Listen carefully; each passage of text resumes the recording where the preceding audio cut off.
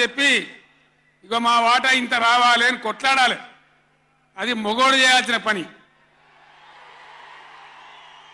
ప్రజల మీద ప్రేమ ఉన్నోడు చేయాల్సిన పని. మీకేం కోపం వచ్చిందో, ఏం భ్రమల పడ్డారో, పాలిచ్చే బర్రెను ఆయన అమ్మేసి దున్నపోతుంది తెచ్చుకున్నారు. ఇక తర్వాత ఏం నడుతుందో 3వ నెల మీరు కళ్ళారా చూస్తున్నారు. చిన్న చిన్న విషయాలు పర్వాలేదు, కానీ మన జీవితాలనే దెబ్బకొట్టేటువంటి కృష్ణా జలాలు కేఆర్ఎంబి అంటే కృష్ణా రివర్ మేనేజ్మెంట్ బోర్డుకు భద్రపల్లాగబోయి అప్పయిపోయినారు ఈ గవర్నమెంట్. ఇదే జిల్లాలో ఉన్న మంత్రి ఉత్తమ్ కుమార్ రెడ్డి మొన్న మాట్లాడిండు అసెంబ్లీలో, మీరు కూడా విన్నారు. ఉమ్మడి రాష్ట్రమే నయం ఉండినట్టు ఆయనకట. ఉమ్మడి రాష్ట్రమే మంచిగా ఉండే ఇప్పుడు మంచిగా లేదట. మరి శ్రీకాంతాచారి ఎందుకు చచ్చిపోయింది? ఇదే జిల్లాలో ఉంటే బిడ్డ ఎందుకు చచ్చిపోయిన ఉద్యమకారులు? అంత పెద్ద ఉద్యమం ఎందుకు జరిగింది? లక్షల మంది కోట్ల మంది ఎందుకు పాల్గొన్నారు? ఇంత సోయి తప్పి మాట్లాడతారు మంత్రులు. గవర్నమెంట్ వస్తే ఏం చేయాలా? పోయిన భద్రపల్లెక సంతకం పెట్టిండ్రు, దాని మెమోరాండం దొరికింది. నీళ్ల మంత్రిగా పనిచేసిండు కాబట్టి, అనుభవం ఉంది కాబట్టి, నష్టం ఎంత వస్తుందో తెలుసు కాబట్టి వెంటనే హరీష్ రావు గర్జించిండు.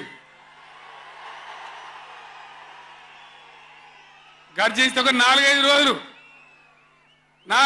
నాటకాలు ఆడిండు, అబద్ధాలు మాట్లాడిండు. నిలబెట్టి మన గట్టిగా అసెంబ్లీలో అడిగితే, అసెంబ్లీ బడ్జెట్ జరుగుతుంది మీరు చూసిండ్రు. బడ్జెట్ జరుగుతుంటే ఏమవుతుంది? బడ్జెట్ అతి ముఖ్యమైన విషయం. ఎప్పుడు కూడా చరిత్రలో దాన్ని పక్కకు పెట్టి వేరే అంశాలు తీసుకోరు.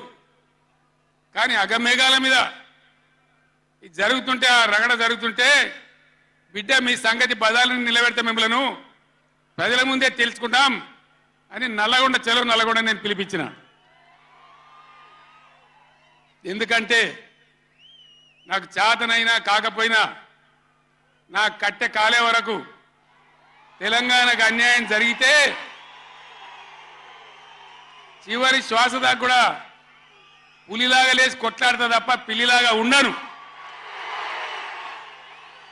ఎట్టి పరిస్థితులలో 600 ఏ విషయంలో కూడా తెలంగాణకు అన్యాయం జరగనివ్వను. కొట్లాడదాం. చెలో నల్గొండ ఇయ్యంగానే పీక పీక సచ్చుడు ఇజ్జత్ మానం పోతుంది రాబాయి. కేసీఆర్ బొబ్బ పెడితే ఏం చేస్తామంటే ఏం చేస్తామని చేతులు విసుకొని కాళ్ళు విసుకొని అర్జెంటుగా బడ్జెట్ పక్కకు పెట్టి శాసనసభలో తీర్మానం పెట్టింది. ఆ తీర్మానం కూడా చక్కగా లేదు. వాళ్ళ తెలివి సల్లారా. సాగునీళ్ళు తాగునీళ్ళు అని పెట్టిండ్రు, కరెంటు ఉత్పత్తి పెట్టలేదు మళ్ళీ దానిలో. ఆ తీర్మానంలో కూడా అంత తెలివి తక్కువ తీర్మానం. అది పెట్టి ఇక మామ అనిపించుకున్నారు. అయిపోయింది కదా. ఒక రైతుకు పంట పండిందట, వడ్ల రాసి అయింది. ఎందుకంటే రాసి ఎవడు ఎత్తుకపోకుండా పొత్తు పోసేది, పొత్తులు ఆ బూడిదో శుద్ధో ఏదో పోసేది. పక్క రైతుని పిలిచి పొరుగు రైతు పొత్తు వైరాబాయ్ అంటే, ఉంటే నాకేంది పోతే నాకేంది పులిగోవాలి కానీ పొత్తు పోసిందట. వీళ్ళది ఏం పోతుంది? వాళ్ళకు కావాలి పదవులు, వాళ్ళకు కావాలి పైరవీలు, వాళ్ళకు కావాలి డబ్బులు తప్ప ప్రజల హక్కుల గురించి లేదు. నాడు లేదు, నేడు లేదు. దయచేసి నేను మీ అందరినీ కోరేది ఒకటే, అన్ని సందర్భాల్లో పోరాటమే ఉండదు. అవసరమైనప్పుడు పోరాడాలి, పోరాటానికి సిద్ధంగా ఉండాలి. అవసరమైతే సద్దులు కట్టుకొని రావాలి, మనం పిడికిలి బిగించాలి. అప్పుడే మన హక్కులు కాపాడుకోగలుగుతాం. అటు కేంద్రాన్ని కానీ, అధికారులను కానీ, కృష్ణా ట్రిబ్యునల్ కానీ, రాష్ట్ర ప్రభుత్వం కూడా భద్రప పనిచేయకుండా అప్రమత్తంగా ఉంచేటట్టు కానీ నడవాలంటే మనం ఎప్పటికప్పుడు జాగ్రత్తగా పులుల్లాగా కొట్లాడాలి. ఈ మాట చెప్పడానికి నేను ఇంత దూరం వచ్చిన, మిమ్మల్ని అందరినీ సమీకరించిన. ఇప్పుడు గవర్నమెంట్ వచ్చింది. గవర్నమెంట్ వచ్చిన కాడి నుంచి మీరు చూస్తాను, ఎవడన్నా కొత్త గవర్నమెంట్ వస్తే ఏం చేయాలి? పోయిన గవర్నమెంట్ కంటే నాలుగు మంచి పనులు చేస్తాం, ప్రజలు అవలనిపించుకుంటామనే మాట ఉండాలి, ఆరాటం ఉండాలి. ఒక్కటన్నా మంచి మాట ఉన్నదా? ఒక్కటన్నా? పొద్దున్న లేస్తే సొల్లుపోయాను కేసీఆర్ని తిట్టాలి. కేసీఆర్ని తిడితే మీరు పెద్దోళ్ళు అవుతారా? లేనిపోని బదనాములు పెట్టి కేసీఆర్ మీద బదనాం పెడితే మీరు పెద్దోళ్ళు అవుతారా?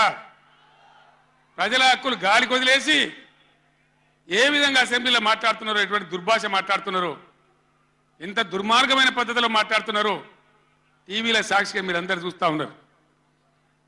నేను మీ అందరిని కోరేది ఒకటే, ఎవరికి అధికారం శాశ్వతం కాదు, కానీ తెలంగాణ ప్రజల హక్కులు శాశ్వతం, మన వాటా శాశ్వతం, మన బతుకులు నిజం, మన పిల్లల భవిష్యత్తు నిజం.